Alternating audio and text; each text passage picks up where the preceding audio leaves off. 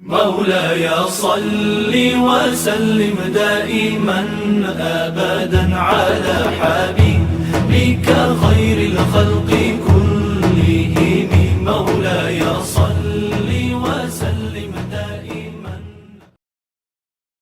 بسم اللہ الرحمن الرحیم. السلام علیکم. آج ہم حضرت علی رضی اللہ تعالیٰ عنہ کے تاریخی فیصلوں کی ایپیسوڈ 5 میں خوش آمدید کہتے ہیں. پیش نظر ہے صبح نکاح، شام کو بچے کی ولادت. روایت ہے کہ ایک دفعہ حضرت ابو بکر صدیق رضی اللہ تعالیٰ عنہ سے سوال کیا گیا کہ ایک شخص نے صبح کے وقت ایک عورت سے عقد کیا اور شام کے وقت اس عورت نے بچے کو جنم دیا. چند لمحے بعد وہ شخص بھی مر گیا. ماں اور بیٹا اس کے جمع کردہ مال کے وارث بن گئے. کیا ایسا ممکن ہے؟ حضرت ابو بکر صدیق رضی اللہ تعالیٰ عنہ نے جواب میں کچھ نہ کہا اور خاموش ہو گئے.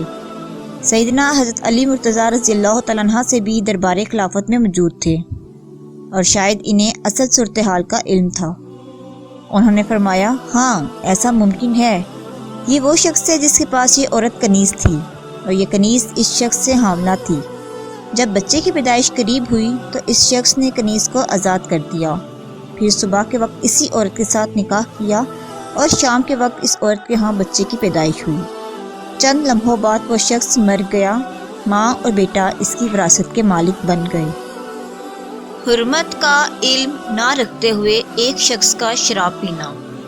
حضرت ابو بکر صدیق رضی اللہ تعالیٰ عنہ کے زمانہ خلافت میں ایک شخص نے شراب پی.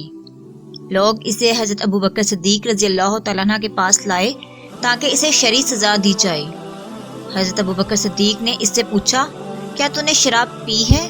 اس نے کہا، ہاں. حضرت ابو بکر صدیق رضی اللہ تعالیٰ عنہ نے کہا، جبکہ تجھے علم ہے کہ شراب کا پینا حرام ہے، پھر کیوں پی؟ اس نے کہا، میں مسلمان ہوں اور ایسے لوگوں کے درمیان رہتا ہوں جو شراب کو حلال سمجھ کر پیتے ہیں. اگر مجھے یہ علم ہوتا کہ شراب پینا حرام ہے تو میں ضرور اجتناب کرتا. حضرت ابو بکر صدیق رضی اللہ تعالیٰ عنہ نے حضرت عمر رضی اللہ تعالیٰ عنہ سے مخاطب ہو کر کہا، اس بارے میں آپ کی کیا رائے ہے؟ حضرت عمر نے عرض کیا کہ حضرت اس مسئلے کا حل میرے ذہن میں تو کچھ نہیں. اس سلسلے میں حضرت علی رضی اللہ تعالیٰ عنہ سے رجوع کرنا چاہیے. چنانچہ حضرت ابو بکر صدیق اور حضرت عمر رضی اللہ تعالیٰ عنہ دوسرے حاضرین کے ساتھ حضرت علی رضی اللہ کے ہاں تشریف لائے اور آپ کے سامنے واقعہ بیان کیا. حضرت علی نے مقدمہ سننے کے بعد فرمایا کہ کسی شخص کو انصار و مہاجرین کے پاس بھیج کر اس بات کی تصدیق کرائی جائے کہ کیا ان لوگوں نے اس کے سامنے حرمت شراب والی آیت پڑھی ہے. چنانچہ ایک شخص کو بھیج کر مہاجرین و انصار صحابہ کرام رضی اللہ تعالیٰ عنہ سے اس بارے میں پوچھا گیا، لیکن کسی نے بھی اس بات کی گواہی نہ دی. تو حضرت علی کی سفارش پر اس شخص کو آزاد کر دیا گیا اور آپ نے فرمایا کہ اگر اس کے بعد بھی تو نے شراب پی تو میں تجھے شرعی سزا دوں گا. لواتت کی سزا. سیدنا حضرت خالد بن ولید رضی اللہ تعالیٰ عنہ نے حضرت ابو بکر صدیق رضی اللہ تعالیٰ عنہ کو خط لکھا کہ عرب کے کچھ قبائل میں سے مرد مردوں سے نکاح کر رہے ہیں جس طرح عورتوں سے نکاح کیا جاتا ہے، یعنی اغلام واقعہ ہو رہا ہے.